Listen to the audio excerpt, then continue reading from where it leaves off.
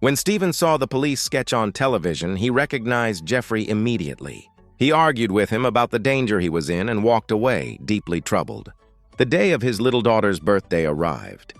The house was full of guests, and even his ex-wife attended. When it was time for gifts, Jeffrey went down to the garage to fetch his present, a beautiful hidden bicycle. However, upon opening the door, he discovered to his horror that the police had already surrounded the property. The jacket he had given to the employee in the McDonald's freezer was the key clue to tracking him down. Seeing himself cornered, Jeffrey tried to flee, unleashing chaos in the neighborhood. Using his military experience, he ran, dodging patrol cars with the bag full of money in his hand.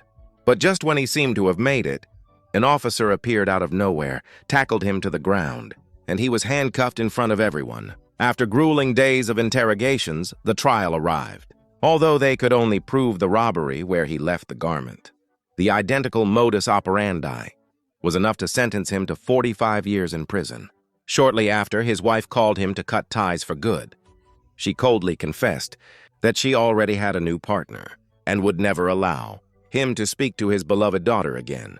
Devastated by the news, Jeffrey abandoned any thought of serving out his sentence and began meticulously planning his escape. He got a job in the prison workshop, spending long days cutting wood and loading cargo trucks. Thanks to his excellent behavior, the guards relaxed their surveillance on him, an opportunity he used to study all of their routines. After months of observation, he discovered that his only escape route was to hide underneath a large truck that transported scrap metal. The problem was that the guards always checked the chassis with a mirror before letting any vehicle out. To avoid being seen, Jeffrey measured the space under the truck, built a wooden board to the exact measurements to wedge himself into the high iron bars of the chassis, and prepared a disguise. He modified a prison cap to alter his appearance and washed an old sweater used for dusting, hiding everything under his inmate uniform. The designated day arrived, and Jeffrey loaded the truck as usual. As soon as the driver climbed into the cabin, he quickly slipped under the vehicle, positioned his wooden board, and held on tightly to the metal structure.